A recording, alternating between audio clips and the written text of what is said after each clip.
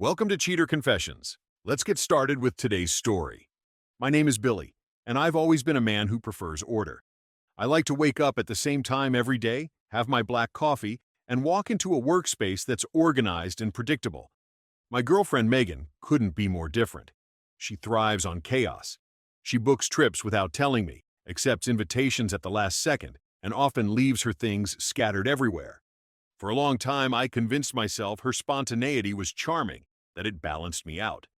That Friday evening, Megan was rushing around the apartment.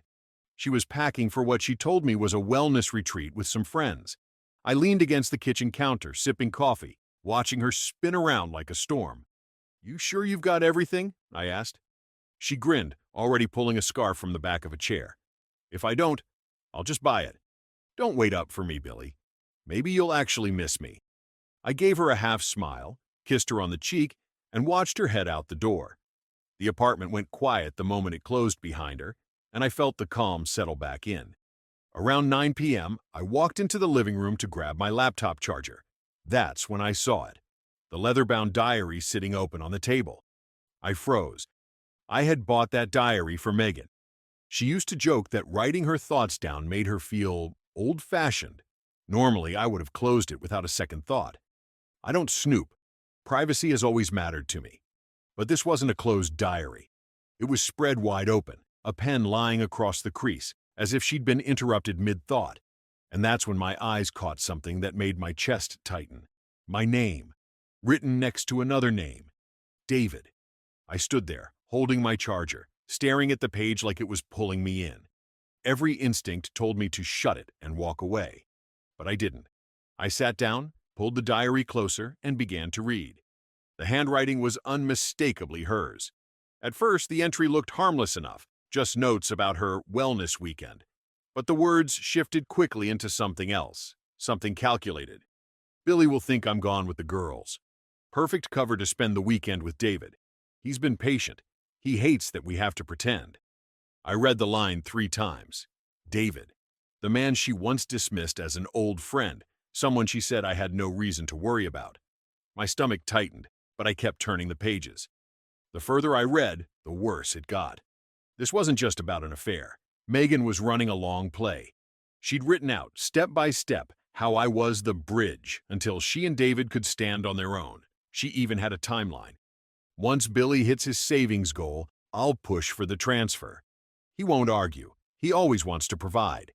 Half the fund should cover our studio launch. David's name won't be on the paperwork until the grant comes through. Then we can disappear clean. I leaned back in my chair, gripping the diary tighter. She was talking about the money I'd been setting aside for years. $35,000 I'd saved carefully, dollar by dollar, thinking I was building a future for us. She called it deadweight capital. Her words, not mine. She mocked the idea of owning what she described as a boring little condo, laughing in ink about how David promised her a loft studio with exposed brick and real possibilities. Then came the part that hit hardest. Notes about my family, my mother's illness. "He melts when I visit his mom," she wrote.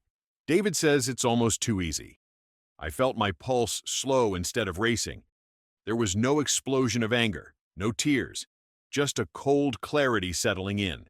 She hadn't just betrayed me. She had drawn up blueprints for it. I pulled out my phone, laid the diary flat, and began taking photos.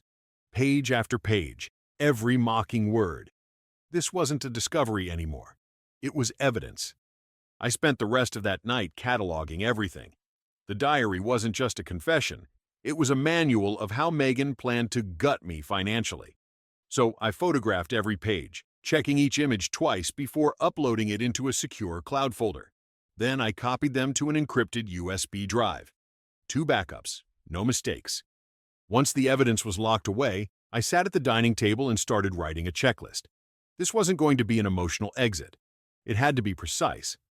First, money. I logged into our bank accounts and closed the shared card. Then I removed my salary deposits from our joint checking account and redirected them to my personal account. Megan had been behind on her half of utilities for months, and I wasn't about to leave more of my income exposed. Next, the apartment. I emailed Pam, our property manager, before dawn. The message was simple. I was giving formal notice to vacate my portion of the lease. If Megan wanted to stay, she would have to re-qualify based on her own income. By sunrise, I had 3 bags laid out on the floor. Essentials only: clothes, work laptop, external drives, and the few books I couldn't part with. Everything else, furniture, decorations, I left behind. At noon, I called my friend Lucas. He didn't ask questions when I told him I needed a hand. He showed up in his truck, saw the look on my face, and said only, "Point me to the boxes." We carried my things down the stairs in silence. By evening, I was unlocking the door to a short-term sublet I'd arranged online. A quiet one-bedroom, nothing fancy. I sat on the floor among my bags and felt the silence. It wasn't comforting yet, but it was clean. Megan was still sending me her usual texts. "Miss you already," followed by a photo of a wine glass. She thought I was still at the apartment, waiting. I put my phone face down on the floor. The game had already shifted. Megan came back a day earlier than she said she would. I knew because my phone lit up with 10 missed calls in an hour. Then came the texts. "Billy, where are you? Why is half the apartment empty? Where's your laptop? This isn't funny. Answer me." I didn't. Not right away. I wanted her to stew in the silence, to see what she did when the script broke. That evening, my old neighbor, Mrs. Lang, called. "Your girlfriend is screaming your name in the hallway," she said gently. "She looks like she's losing her mind." I thanked her, hung up, and finally answered Megan's next call. "Billy," she shouted the second the line connected. "What the hell is going on? Did you just leave?" Calm, steady. "I moved out." "What do you mean you moved out? You can't just... This is our place. You were supposed to pick me up at the station today. You'll need to re-qualify for the lease on your own," I said. "I've already notified Pam." There was a beat of silence, then a sharp edge in her voice. "You went through my diary, didn't you?" I didn't hesitate. "Yes." Her tone changed instantly, fury mixed with disgust. "That is a violation of my privacy. Do you even realize how sick that is? I realize you've been sleeping with David and planning to funnel my savings into a studio. I realize you called my condo fund dead weight. You pretended to care about my mother's health just to look supportive." The line went silent for a moment, then she laughed bitterly. "You really think those were plans? Billy, it's writing. It's therapy. I exaggerate in there. It's fantasy. I have photos of every page. Dated entries. Details matching your retreats. Fantasy doesn't line up with receipts and timelines, Megan." Her voice dropped low. "Delete them. Right now, if you ever loved me." "This isn't about love anymore," I said, flat and even. "Finances are separated. The lease is ending. Your things are untouched. That's all there is." She screamed my name until I hung up. For the first time in years, the silence afterward felt like relief. The following morning, the pushback began. First, it was Megan, flooding my phone with a mix of apologies and threats. Then her father, Thomas, stepped in. "Billy," he said over the phone, his voice clipped and cold. "I don't know what stunt you're pulling, but Megan tells me you abandoned her without warning. If this is about some silly misunderstanding, you need to come back and work it out like an adult." "No misunderstanding," I replied. "I read her diary. I know she was going to use my savings." Silence on the other end. Then, "That's private writing. You don't tear apart a relationship over scribbles in a notebook." "Then she shouldn't have written a business plan with dates and dollar amounts," I said. By Tuesday, a letter arrived at my sublet. Formal letterhead, full of legal jargon. Words like abandonment, unlawful property seizure, and emotional damages. They wanted me to restore shared assets and provide compensation, or they'd take me to court. I didn't flinch. The items I had taken were mine. I had receipts for all of them. The rest of the apartment was intact, filled with things Megan had pushed me to buy. If she wanted them, she could have them, but she wasn't getting another dollar out of me. That night, I opened the folder on my laptop labeled Evidence. Hundreds of photos, page after page of her neat handwriting, outlining exactly how I was the bridge to David's real future. I realized the diary wasn't just my shield. It was a weapon.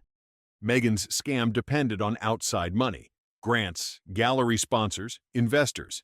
If she lost those, the whole scheme collapsed. So I spent 2 nights preparing a packet. screenshots of her entries, organized chronologically with a short professional cover letter. No emotion, just facts.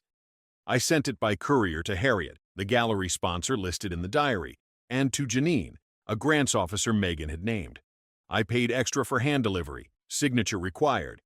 Let Megan and David call me controlling or bitter online. None of that mattered. Their lifeline was about to be cut. I didn't need to fight them in the apartment. I would cut them off at the source. The fallout came faster than I expected. 3 days after the courier confirmed delivery, Megan's social media posts took a sharp turn. Gone were the glowing updates about her studio journey. Instead, she posted vague messages about betrayal and control. David left supportive comments, calling her brave. It was the kind of performance you put on when you know the walls are closing in. That Monday morning, Harriet's office sent Megan a public notice. The upcoming gallery showcase was postponed indefinitely. No explanation, just a clean cancellation. Later that day, I got a quiet email from Harriet herself. "Thank you for bringing this to my attention. We no longer have confidence in their proposal." By Wednesday, Janine from the grants office requested clarification from Megan and David on discrepancies in their application. That was bureaucratic language for "we caught you lying." David cracked first. Megan's diary had painted him as bold, but the texts that slipped through by accident told a different story. He messaged Megan, "We're done. They're pulling everything. I can't get tied up in this mess." And just like that, her partner vanished. Meanwhile, Pam, the property manager, called to confirm the lease notice. Megan had tried to talk her way out of it, but Pam was firm. She had 30 days to either re-qualify on her own or vacate. Utilities, too, were overdue. Megan's calls to me grew frantic. First, angry. "You ruined everything." Then pleading, "We can fix this, Billy. Just delete those photos and we'll start over." I didn't respond, not once. Instead, I kept everything documented. Screenshots of her posts, recordings of her voicemails, every message saved. It wasn't paranoia. It was a procedure. By the end of the week, the studio plan was dead. The gallery doors closed to her, and the man she had risked it all for had walked away. The empire she'd been building on my back had collapsed, and I hadn't raised my voice once. By the second week, Megan's calls changed tone completely. She wasn't screaming anymore. She was crying. "Billy, please. I don't know what to do. I can't pay the rent alone. Pam says I'll be locked out in a few weeks. You can't just leave me like this." I stayed quiet, then finally answered. "You put yourself here." She sniffled into the phone. "You don't get it." Adrian bailed. "My parents are furious, and I don't have a plan. Just undo this. Please." "No," I said simply. "But I'll make you an offer. Pay back what you owe me. Your half of rent, utilities, and the movers I hired to clear my things. $3,000 and change. Once it's paid, we're square." Her voice snapped back into anger.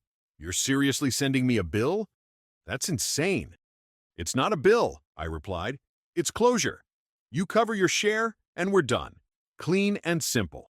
She hung up on me. A week later, a cashier's check arrived at my sublet's mailbox. Exact amount. The return address was her parents' house. No note inside. I deposited it that same afternoon and let the silence settle in. 2 days later, my phone rang again. Thomas. His voice sounded older than before. "Billy," he began, almost sighing the words out. "The lawyer? That was a mistake. Megan insisted. I shouldn't have let it happen." I didn't respond. He cleared his throat. "I need to know something. Was any of it real? Did she really plan to use you like that, or did you twist things in your head?" I told him the truth. How she mocked my condo fund, how she wrote scripts for convincing me to move the money, how she laughed at gifts I'd given her. I didn't raise my voice. I just laid it out like reading minutes from a meeting. There was a long silence. Then Thomas exhaled, a deep, weary sound. "She says you made it all up. Burned the diary, swore it was just words.